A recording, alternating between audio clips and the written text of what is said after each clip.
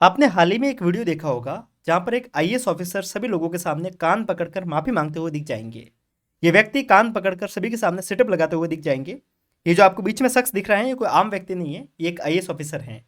इस वीडियो में हम समझेंगे ऐसा क्या हुआ जिसके कारण इनको कान पकड़ के माफी मांगनी पड़ी। इसके बाद में अभी इनके ऊपर गवर्नमेंट ने भी एक तगड़ा एक्शन लिया है, उस वजह को भी हम समझेंगे। इनका नाम है आईएएस रिंकू सिंह राय। मैंने इनके बारे में 2022 में एक वीडियो बनाकर दिया दिया था। जिस समय ये आईएएस ऑफिसर बने थे, ये 2022 में सिलेक्ट हुए थे, उस समय मैंने आपको वीडियो बना के दिया था क्योंकि इनकी जो जर्नी थी वो काफ़ी लंबी जर्नी रही थी इनकी। इन्होंने लगातार 16 अटैम्प्ट दिए थे और 16वें अटैम्प्ट में ये ऑफिसर बने थे। इन्होंने करप्शन के खिलाफ भी एक लंबी जंग लड़ी। इन्होंने करप्शन का विरोध किया, इसके कारण इन पर हमला भी हुआ। उस हमले में इनके ऊपर करीब 7 गोलियां चलाई गई, जिसके कारण आप इनकी स्थिति देख सकते हैं। इनकी जो जबड़े की स्थिति जो हो रखी है वो उसी हमले में हुई थी। कुछ लोगों ने इन पे आरोप लगाया कि इनकी जो मेंटल कंडीशन है वो सही नहीं है, इसके कारण इनको मेंटल हॉस्पिटल भी भेजने की कोशिश हुई। इस पूरे वीडियो में हम समझेंगे आखिर ये है कौन रिंकू सिंह राय। इनकी पूरी जानकारी को लेते हैं। ये जो वीडियो वायरल हो रहा है ये यूपी से वायरल हो रहा है। यूपी के शाहजहानपुर डिस्ट्रिक्ट का ये वीडियो है। उस समय जो रिंकू कुमार राय हैं ये एसडीएम के पद पे यहाँ पे तैनात थे और ये अपने ही डिपार्टमेंट में जा रहे थे, अपने ही ऑफिस में जा रहे थे। तो वहाँ पे ये देखते हैं कि एक व्यक्ति पब्लिकली टॉयलेट कर रहा है। जैसे ये इस घटना को देखते हैं तो ये इसके ऊपर कड़ा एक्शन लेने की कोशिश करते हैं। लेकिन तब पता चलता है कि सभी एडवोकेट, मतलब वो जो वकील, वो जो व्यक्ति होता है वो कोई आम व्यक्ति नहीं, वो एक एडवोकेट यानी कि एक वकील होता है। जब वो वहाँ पे ऑफिस पे पहुँचते तो वहाँ पे इस बात को देखते हैं कि सभी वकील हैं वो उनके सामने धरना देने के लिए बैठ जाते हैं। और उनका कहना ये होता है कि आप जिस व्यक्ति को डांट रहे हैं, जिस व्यक्ति को फटकार रहे हैं, आपको इस बात को समझना होगा कि जो पब्लिक टॉयलेट है उनकी स्थिति कैसी हो रखी है। आप सजा देने के लिए तो दे सकते हैं, पर आपको ये बात भी समझनी होगी कि पब्लिक टॉयलेट की स्थिति बुरी है। इसके कारण लोग वहाँ पे नहीं जाके पब्लिकली टॉयलेट कर रहे हैं क्योंकि उनके पास में बेटर व्यवस्था आप उनको प्रोवाइड नहीं कर रहे हैं। जब यह बात उनको पता चलती है तो उनको लगता है कि हाँ, उनसे गलती तो हुई है। इसके कारण वो सभी के सामने पब्लिकली माफ़ी मांगते हैं और खुद ही कान पकड़ के सिटअप लगाने लग जाते हैं। सिटअप लगाते हुए इस बात को भी वो बोलते हैं कि देखो मेरी गलती तो है। सीधी सी बात है कि पूरे डिपार्टमेंट का सबसे सीनियर ऑफिसर मैं हूँ, तो सबसे पहले गलती मेरी है, इसके कारण मुझे सबसे पहले माफ़ी मांगनी होगी। और इस बात को भी बोलते हैं कि मुझे सिटअप लगाने में कोई शर्म नहीं आ रही है। और वो इस एक्सरसाइज को करके सभी लोगों के मन में ये भाव उत्पन्न करने की कोशिश करते हैं कि ऑफिसर हूँ लेकिन आप लोगों के साथ में बैठता हूँ, आप लोगों के लिए खड़ा हूँ। ये कहीं ना कहीं उनका भाव रहा होगा। जब ये वीडियो वायरल हो जाता है तो ओवरऑल सीधी सी बात है कि ये कहीं ना कहीं देखा जाए तो देखने में, समझने में, इमोशनली अगर सोचा जाए तो ये वीडियो आपको लग सकता है कि हाँ भाई सही है, उन्होंने जो काम किया वो अच्छा काम किया। बट अगर अपन एक ऑफिसर के लेवल पे समझेंगे तो क्या एक ऑफिसर को ऐसा काम करना चाहिए? अगर हम ऑफिसर के लेवल पे एक ऑफिशियल कंडक्ट के तहत देखा जाएगा तो इनका जो काम था वो इतना सही नहीं था। इसको देखते हुए गवर्नमेंट ने इनके ऊपर सख्त एक्शन लिया और उनका हाथों हाथ ट्रांसफ़र किया गया। और इनका जब ट्रांसफ़र हुआ तो सीधी सी बात है कि ये न्यूज़ भी काफ़ी ज़्यादा फैलने लगी।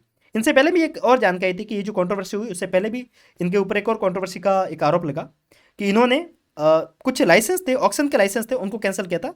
2 लैंड ऑक्शंस के लाइसेंस थे, उनको कैंसिल किया था, जिसके अंदर इन्होंने जो बात रखी थी वो ये रखी थी कि इसको जब ऑक्शन किया गया तो प्रॉपर ट्रांसपेरेंसी के साथ में नहीं किया गया, इसके कारण उनको कैंसिल किया था। खैर, इस वाली बात को तो मीडिया के द्वारा बताया जा रहा है तो प्रॉपर पता नहीं है, तो पर इसको ज़्यादा सही मानेंगे नहीं, ठीक है। पर ओवरऑल जो बात थी वो ये थी। इसके बाद में जब रिंकू राय को पूछा गया तो इन्होंने बोला कि मुझे कहीं पर भी भेजा जाए, मेरा काम है सर्विस करना, मैं कहीं पर भी जाके सर्विस करूंगा। अगर अपन इनके बारे में थोड़ा सा जानते हैं, ब्रीफ में थोड़ी सी जानकारी लेने की कोशिश करते हैं। ये 2004 में पीसीएस ऑफिसर बन जाते हैं। पीसीएस यानी कि पब्लिक सर्विस कमीशन, अगर अपन बात करते हैं स्टेट की, तो वहाँ पे ये ऑफिसर बन जाते हैं यूपी में, ठीक है। उसके बाद में 2004 के बाद में ये 2008 में मुजफ्फरनगर में ये as a social welfare officer के रूप में कार्यरत होते हैं।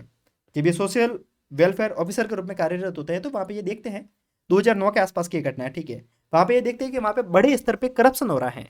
जो पीडीएस सिस्टम होता है, पब्लिक डिस्ट्रीब्यूशन सिस्टम जो होता है, वहाँ पे वो देखते हैं कि बड़े स्तर पे वहाँ पे धांधली हो रही है, बड़े स्तर पे वहाँ पे करप्शन हो रहा है। करीब ये देखते हैं कि करीब 80 से 100 करोड़ का करप्शन है। तो ये उसकी शिकायत करते हैं और उसको ये उजागर करने की कोशिश करते हैं। जब ये चीज़ सामने देखने को मिलती है तो उनके ऊपर अटैक होता है। सीधी सी बात है, जो करप्शन करने वाले हैं वो कोई आम व्यक्ति तो होंगे नहीं। और 80 से 100 करोड़, समझ सकते हैं कि रकम भी बहुत बड़ी है। इनके ऊपर फिर अटैक होता है और इस अटैक के अंदर इनके ऊपर गोलियां दागी जाती हैं। करीब 7 गोलियां इनको लगती हैं। पर कहते हैं कि जब भगवान चाहता है ना कि किसी व्यक्ति को बचाना तो वो बच जाता है। ये भी उस हमले में बच जाते हैं।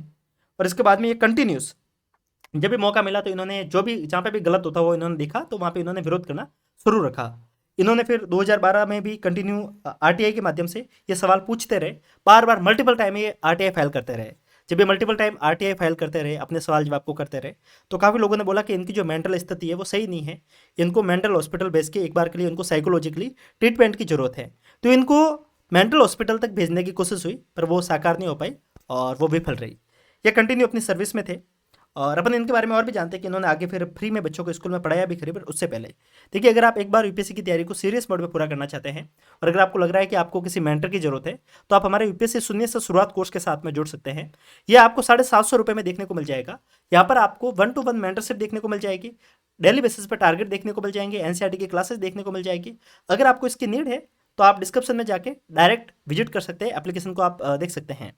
इन सबके साथ में अगर मैं आपको बताऊं तो हमारा एक कोर्स है जो कि बिल्कुल फ्री ऑफ कॉस्ट है। लाइक आप में से बहुत सारे ऐसे लोग होंगे जो अभी आंसर राइटिंग के लिए काफ़ी ज़्यादा परेशान होते हैं। तो हमारा एक आंसर राइटिंग का कोर्स है, अगर आप चाहें तो उसके अंदर भी आप इनरोल हो सकते हैं, जो कि आपको बिल्कुल फ्री ऑफ कॉस्ट एप्लीकेशन पे देखने को मिल जाएगा। इस कोर्स में हमने ए टू जेड आपको आंसर राइटिंग कैसे करनी है उसके बारे में भी जानकारी दी है, साथ साथ में आपके जो बेसिक डाउट होते हैं वो भी हमने कवर किए हैं। इन सबके साथ में अगर आप एप्लीकेशन को विजिट करेंगे तो वहाँ पे आपको चैट जीपीटी का एक कोर्स देखने को मिलेगा। कहने का मतलब आप यूपीएससी की तैयारी को एआई के माध्यम से कैसे कर सकते हैं वो हमने वहाँ पे सिखाया है, वो भी बिल्कुल फ्री ऑफ कॉस्ट। तो आप जाके उसको भी विजिट कर सकते हैं।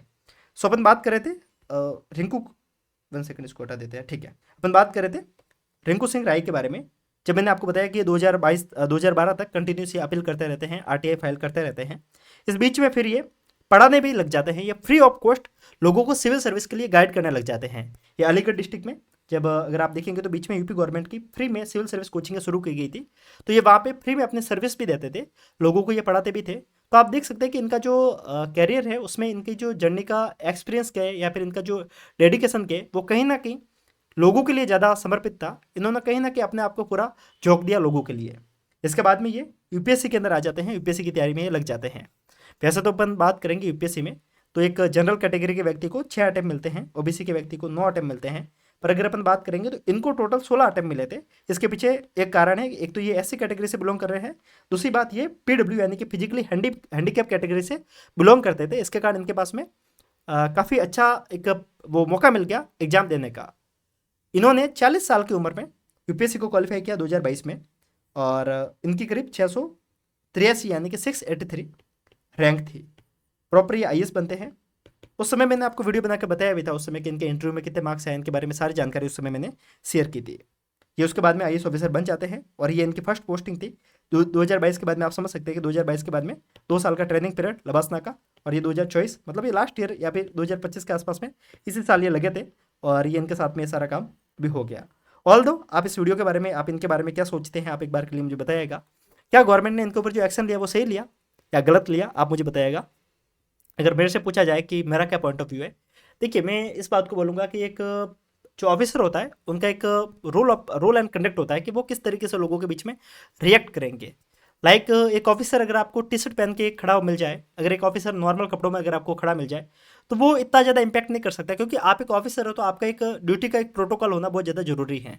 तो इन्होंने लोगों के लिए लोगों को साथ लाने के लिए इन्होंने जो एक्शन लिया वो अगर अपन देखेंगे एक आम व्यक्ति के हिसाब से तो वो सही हो सकता है इमोशनली सोचा जाए तो। बट वहीं पे अगर अपन सोचेंगे एक ऑफिसर के रैंक पे, क्योंकि एक ऑफिसर का काम क्या होता है, वो कहीं ना कहीं वो गवर्नमेंट का डेलीगेट है, साथ साथ में अपन ये भी समझते हैं कि वो एक जिले का मुखिया है, तो उसका भी एक ड्यूटी प्रोटोकॉल होता है। तो उसके तहत अगर सोचा जाए तो कहीं ना कहीं गवर्नमेंट भी अपने स्तर पे सही है, वो भी कम्प्लीटली गलत नहीं है। तो ये आपके ऊपर मैं छोड़ता हूँ कि आप इसके बारे में क्या सोचते हैं। ये 2 चीज़ों के ऊपर खड़ा करता है सवाल, गवर्नेंस के ऊपर और एथिक्स के ऊपर। एथिकली सोचा जाए तो वो सही है या गलत है, तो एथिकली एंड मॉरली अपन को सही दिख सकते हैं, बट ड्यूटी प्रोटोकॉल के तहत देखेंगे तो अपन को गलत दिख सकते हैं। तो अपन इस केस स्टडी के माध्यम से कहीं ना कहीं एक एसआई के अंदर, एथिक्स के अंदर अपना एक पॉइंट ऑफ व्यू रख सकते हैं। बाकी अपन गवर्नेंस के अंदर भी इसको थोड़ा सा मेंशन कर सकते हैं। बाकी आपको कैसा लगा मुझे वीडियो में बताइएगा कि आपको ये वीडियो देख के कुछ सीखने को मिला या नहीं मिला, और बाकी आपकी जो भी मनसा है आप कमेंट सेक्शन में बता सकते हैं। मिलते हैं, तब तक के लिए नमस्कार।